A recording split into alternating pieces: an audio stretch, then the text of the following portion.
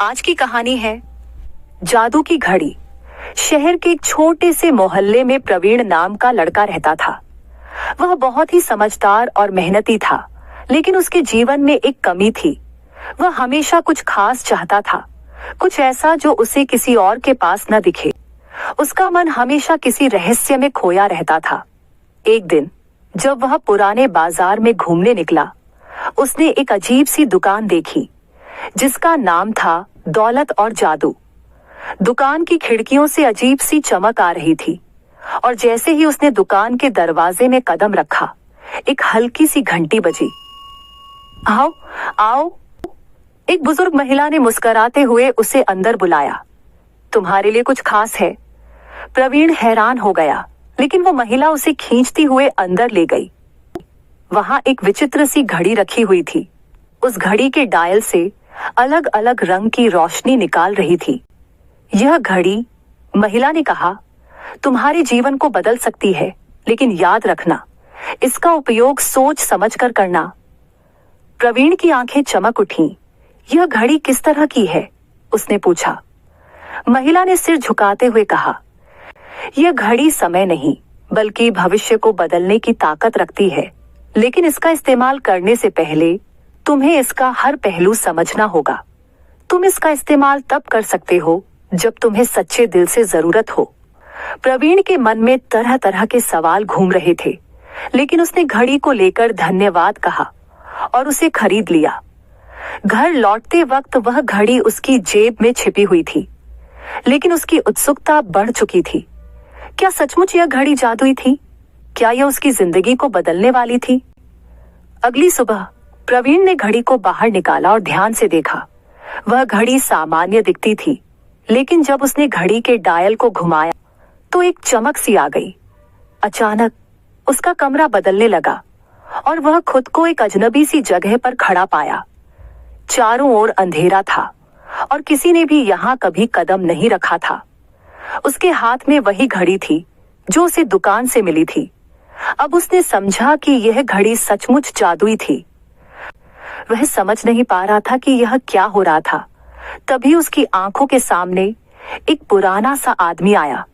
तुमने घड़ी का इस्तेमाल किया है ना? वह आदमी बोला। आप कौन हैं? प्रवीण ने चौंकते हुए पूछा।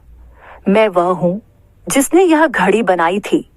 यह घड़ी तुम्हें भविष्य में कुछ महत्वपूर्ण घटनाओं को बदलने की शक्ति देती है, लेकिन इसका इस्तेमाल सावधानी से करना होगा। आदमी ने समझाया। तुमने इसे घुमाया और अब तुम भविष्य के एक अलग मोड़ पर आ गए हो। प्रवीण ने घड़ी की ओर देखा और फिर से डायल घुमाया। अचानक वह पुराने समय में वापस आ गया, लेकिन अब उसके पास घड़ी का राज था। वह जानता था कि उसे अपने जीवन के फैसले और दिशा को सही तरीके से बदलने के लिए इसका इस्तेमाल करना होगा। एक दिन जब प्रवीण ने घड़ी का इस्तेमाल किया, उसने देखा कि उसका सबसे अच्छा दोस्त राहुल गंभीर रूप से बीमार था। डॉक्टरों ने कहा था कि उसकी बीमारी का इलाज अब नामुमकिन है। प्रवीण घबराया नहीं। उसने घड़ी का डायल घुमाया और कुछ ही सेकंडों में वह अस्पताल के कमरे में था जहां राहुल लेटा हुआ था। इस बार प्रवीण ने राहुल को बचाने का तरीका बदल दिया। उसने घड़ी का इस्तेमाल किया और राहुल का इलाज हो गया। लेकिन प्रवीण को धीरे धीरे समझ में आने लगा कि घड़ी का इस्तेमाल करने से घटनाएं बदल तो जाती हैं, लेकिन परिणाम भी उतने ही अप्रत्याशित होते हैं। एक दिन उसने घड़ी के डायल को घुमाया और अपने पुराने समय में लौट आया, लेकिन उस समय उसने देखा कि उसका परिवार अब पहले जैसा नहीं था। उसकी माँ, जो पहले हमेशा उसे खुश देखती थी, अब उदास और चुप थी। उसके पिता, जो हमेशा घर के साथ रहते थे, अब शहर से बाहर जा चुके थे। प्रवीण की आंखों में पछतावा था। क्या मैंने अपनी शक्ति का गलत इस्तेमाल किया? उसने खुद से पूछा। उसे फिर से वह बुजुर्ग महिला याद आई। उसने घड़ी को लेकर दुकान पर वापस जाने का सोचा। जब वह वहां पहुंचा तो महिला ने उसकी तरफ देखा और कहा, जैसा सोचा था, तुमने घड़ी का बहुत ज्यादा इस्तेमाल किया। याद रखो, जादू केवल एक बार आता है, पर जीवन के फैसले हमेशा दिल से करने चाहिए। तुम्हारे द्वारा किए गए बदलाव परिणाम में असंतुलन ला सकते हैं। प्रवीण को समझ आ गया कि जादू से कभी भी अपनी जिंदगी को पूरी तरह से बदलने की कोशिश नहीं करनी चाहिए, क्योंकि असली ताकत हमारी मेहनत और फैसलों में होती है।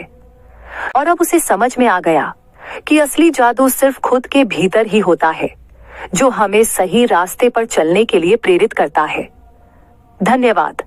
ऐसी ही और रोमांचक कहानियों के लिए हमारे चैनल कहानी का खजाना को सब्सक्राइब करें और बेल आइकन दबाना न भूलें।